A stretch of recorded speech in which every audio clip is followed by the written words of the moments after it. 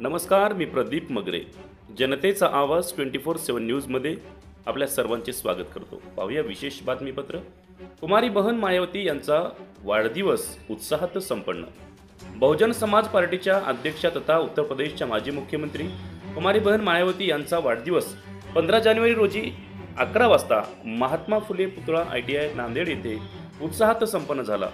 मायावती यांच्या वाढदिवसानिमित्त मिठाई लाडू वाटून मोठ्या उत्साहात साजरा करण्यात आला. यावेळी कार्यक्रमाच्या अध्यक्षस्थानी प्रदेश उपाध्यक्ष संतोष शिंदे, तर विचार मंचावर नांदेड जिल्हाध्यक्ष साहेबराव डाकोरे, LB इंगळे, विठ्ठल घोडगे, सुनील डोंगरे, बनसोडे, प्रदीप कसबे, विजय गच्चे, सुरेश जोंधळे, धर्माजी गच्चे, जयकुंडे, साहेबराव थोरात, अग्निकर यांच्यासह बहुजन समाज पक्षाचे अनेक पदाधिकारी, नागरिक, महिला मोठ्या संख्येने उपस्थित होते.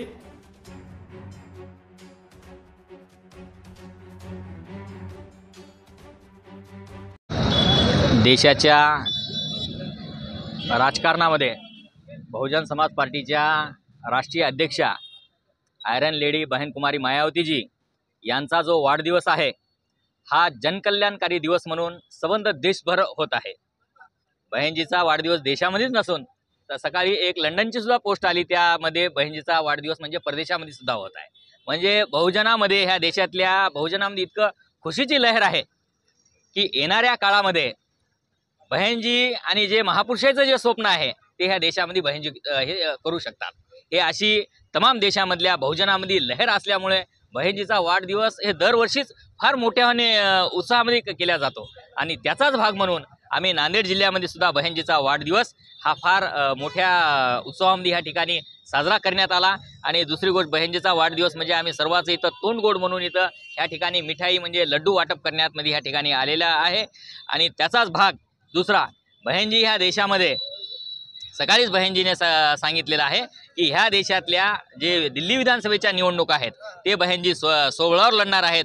आणि तत्वतच ह्या नांदेड, ह्या महाराष्ट्रामध्ये जे जिल्हा परिषद, पंचायत समिती, नगर परिषदा हे जे निवडणुका होणार आहेत हे सुद्धा बहुजन समाज पार्टी सोहळ्यावरच लढणार आहे. आणि नांदेड जिल्ह्यामध्ये जे काही बहुजन समाज पार्टीच्या निवडणुका जे आहेत, स्वराज्य स्थानाच्या जे निवडणुका आहेत ते सुद्धा बहुजन समाज पार्टी स्वबळावर निवडून आणेल. आणि आपले सदस्य ह्या महानगरपालिकेमध्ये, ह्या पंचायत समितीमध्ये, जिल्हा परिषदमध्ये हे पाठवण्याचा म्हणजे संकल्प घ्या. आज बहनजीच्या वाढदिवसानिमित्त आज रोजी ह्या ठिकाणी जमलेल्या सर्वच जिल्ह्यातील कार्यकर्ते, आमचे ह्या ठिकाणी प्रदेश उपाध्यक्ष माननीय संतोषजी शिंदे साहेब, मनसोडे साहेब, विठ्ठलजी घोडके साहेब, LB इंगळे सर, संतोषजी आपलं सुनीलजी डोंगरे साहेब, आणि ह्या कार्यक्रमासाठी ज्यांनी परिश्रम घेतलेला आहे असे विजयजी गच्चे, बाळू, प्रदीप कसबे, सुरेशजी जोंधळे, जयकुंटे, अशा बरेच, धम्माजी गच्चे अशा कार्यकर्त्यांनी ह्या कार्यक्रमासाठी परिश्रम घेऊन आजचा जो बहनजीचा जो वाढदिवसाचा जो कार्यक्रम आहे तो